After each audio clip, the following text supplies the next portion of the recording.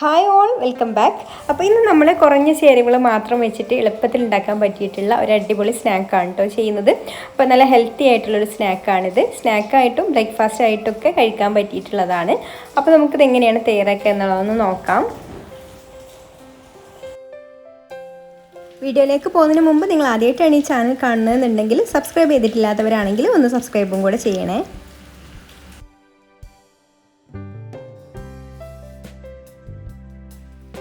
അപ്പോൾ ആദ്യം തന്നെ ഞാനിവിടെ ഇതുപോലൊരു വലിയ ബൗൾ എടുത്തിട്ടുണ്ട്. അതിലേക്ക് നമുക്ക് അല്പം ഉപ്പ് ചേർത്ത് കൊടുക്കാം. ഇനി ഇതിലേക്ക് ആവശ്യത്തിന് വെള്ളം ഒഴിച്ചു കൊടുക്കാം. സാധാരണ പച്ചവെള്ളമാണ് കേട്ടോ ഒഴിച്ചു കൊടുക്കുന്നത്.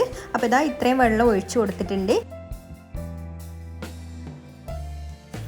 ഇനി നമുക്ക് ഈ വെള്ളത്തിലൊന്ന് ഉപ്പ് കലക്കിയെടുക്കണം. എന്നിട്ട് നമുക്കിതിലേക്ക് റാഗി സേമിയ ചേർത്ത് കൊടുക്കാം. അപ്പോൾ ഞാനിവിടെ 1 കപ്പ് സേമിയാണ് കേട്ടോ എടുത്തിട്ടുള്ളത്. ഈ സേമിയ മുങ്ങിക്കിടക്കാനുള്ള വെള്ളം വേണം കേട്ടോ.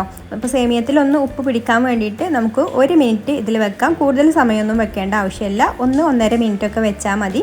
വല്ലാതെ അങ്ങോട്ട് സേമിയം കുതിർന്ന് പോവേണ്ട കേട്ടോ. ചെറുതായിട്ടൊന്ന് കുതിർന്ന് കിട്ടിയാൽ മതി. അപ്പോഴേക്കും ഇതിൽ ഉപ്പൊക്കെ പിടിച്ചിട്ടുണ്ടാവും. അപ്പോൾ ഈ ഒരു റാഗി സേമിയ നമുക്ക് എല്ലാ സൂപ്പർ മാർക്കറ്റുകളിലും അവൈലബിൾ ആണ് കേട്ടോ. അപ്പോൾ ഇതാണ് ഞാൻ ഉപയോഗിച്ചിട്ടുള്ള റാഗി സേമിയ.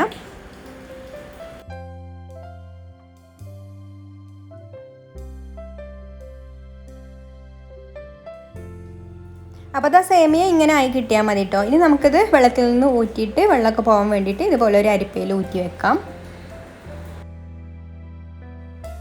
പിന്നെ നമുക്കിതിലേക്ക് വേണ്ടത് തേങ്ങ ചിരവിയതാണ്. തേങ്ങ അത്യാവശ്യം തന്നെ വേണം കേട്ടോ, എന്നാലേ ഉള്ളൂ നല്ല ടേസ്റ്റ് ഉണ്ടാവുള്ളൂ. ഇനി നമുക്കിത് സെറ്റ് ചെയ്യാം. അപ്പോൾ ഞാനിവിടെ സെറ്റ് ചെയ്യാൻ വേണ്ടിയിട്ട് ഇതുപോലെ സിലിക്കൻ്റെ മോൾഡാണ് കേട്ടോ എടുത്തിട്ടുള്ളത്. ആവിയിലൊക്കെ വേവിക്കാൻ പറ്റിയിട്ടുള്ള, ചൂടൊക്കെ തട്ടാൻ പറ്റിയിട്ടുള്ള മോൾഡാണ്. അപ്പോൾ നിങ്ങൾക്ക് പകരം ഇതിന് വേണമെങ്കിൽ ഇഡ്ഡലി പാത്രത്തിൽ വേണമെങ്കിലും സെറ്റ് ചെയ്യാം. ഞാനിപ്പോൾ കാടാണ് കുറച്ചും കൂടി ഒരു ഭംഗിക്ക് വേണ്ടിയിട്ടാണ് ഇത് എടുത്തിട്ടുള്ളത്. ഇനി നമുക്ക് ആദ്യം തന്നെ ഇതിലേക്ക് തേങ്ങ ഇട്ട് കൊടുക്കാം.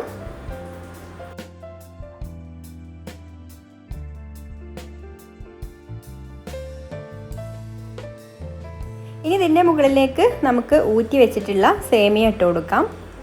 അപ്പോൾ സേമിയം അത്യാവശ്യം തന്നെ ഇതുപോലെ ഒന്ന് പ്രസ് ചെയ്തിട്ട് വെച്ച് കൊടുക്കുക കേട്ടോ. അപ്പോൾ മുകൾ ഭാഗം കുറച്ചൊരു ഗ്യാപ്പ് കൊടുത്തിട്ട് വേണം വെച്ച് കൊടുക്കാൻ. ഇനിയും നമുക്കിതിൻ്റെ മുകളിൽ തേങ്ങ ഇട്ട് കൊടുക്കാനുള്ളതാണ്.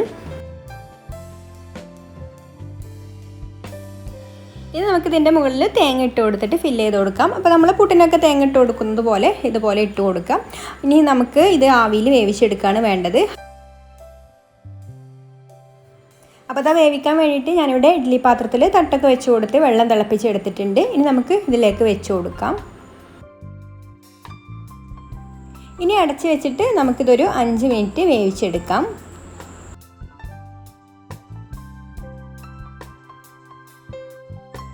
അപ്പോൾ അതായത് ഇവിടെ വെന്ത് വന്നിട്ടുണ്ട്. നമുക്കിത് പുറത്തെടുത്തിട്ട് ചൂടാറാൻ വേണ്ടിയിട്ട് മാറ്റി വെക്കാം.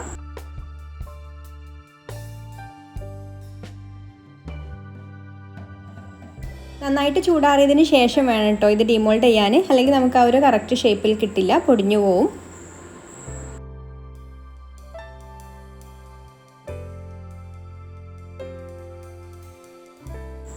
ഇനി കുട്ടികൾക്കൊക്കെ കൊടുക്കാനാണെങ്കിൽ നമുക്കിതിൽ മധുരം ചേർത്തിട്ടും ഉണ്ടാക്കാം കേട്ടോ. പഞ്ചസാര ശർക്കരയൊക്കെ ചേർത്തിട്ട് ഉണ്ടാക്കാം.